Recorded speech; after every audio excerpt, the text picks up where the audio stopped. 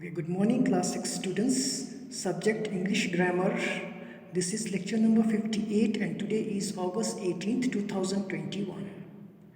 Today we are going to know about active and passive voice. So, guys, turn to page number 66, 67 and follow this video link attentively.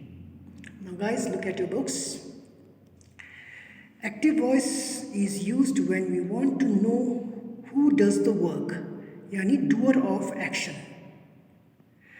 Okay, active voice हम तब use करते हैं जब हम action यानी काम करने वाले के बारे में बात करते हैं, यानी डूअर ऑफ द एक्शन, करने वाला. ओके, इस तरह के सेंटेंस में the subject is the doer. नीचे 3 एग्जाम्पल्स भी दिए हैं. Jolly is singing a song, present tense.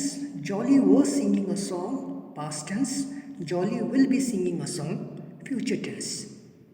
यहाँ पर Jolly is the subject, singing is the verb, song is the object. ठीक है? Okay, passive voice is used when we want to know the person, thing that is affected, receiver or object of the action. Passive voice तब use होते हैं जब हम receiver को subject के तौर पर मेंशन किए जाते हैं, या हम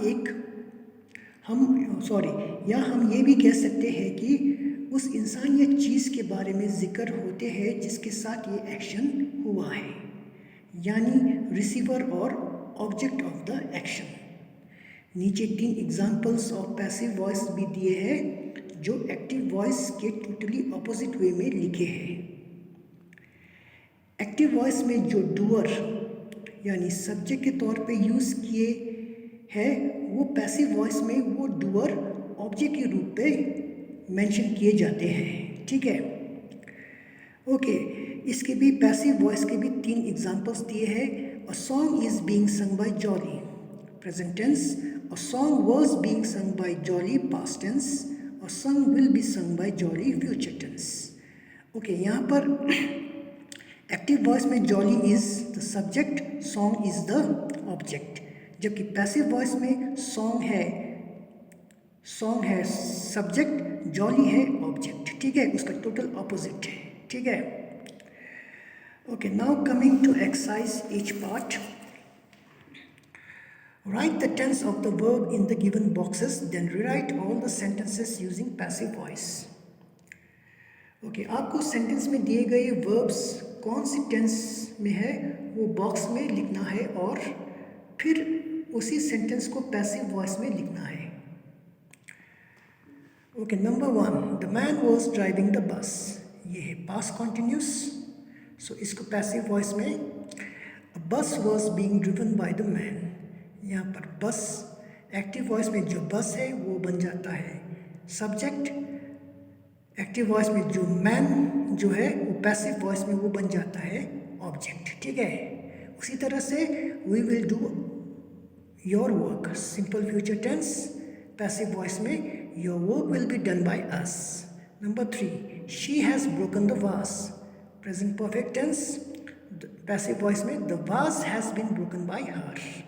Number 4, he will read the next chapter, simple future tense. Passive voice में the next chapter will be read by him. Number 5, she is making tea, present continuous tense. उसको passive voice में tea is being made by her. Number 6, Rahim was helping his brother. ये है past continuous tense. Passive voice में Rahim's brother is being helped by his brother. Number 7, the teacher was explaining the poem. ये है past continuous tense. Passive voice में the poem is being explained by the teacher. Number 8, Bob plays the harmonium. ये है simple present tense और passive voice में लिखना है the harmonium is played by Bob. Number 9, David throws the ball. ये भी है simple present tense. Passive voice में the ball is thrown by David. Number 10, the rider rides a horse.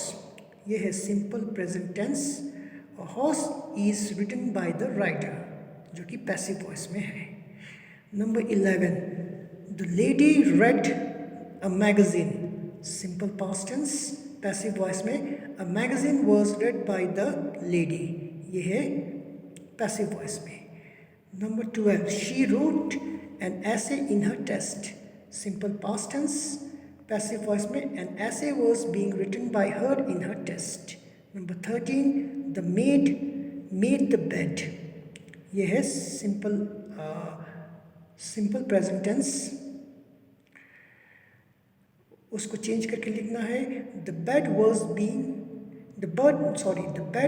Made by the made. Sorry, ये है number 13 है simple present tense. ठीक है, sorry simple past tense है. नंबर 13 है simple past tense है. Number 14. The children are reading the lesson. ये है प्रेजेंट कॉन्टिन्यूस टेंस.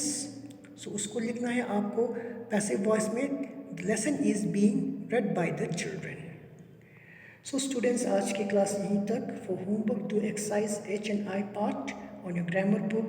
सो तब तक के लिए सभी को goodbye, take care and stay safe.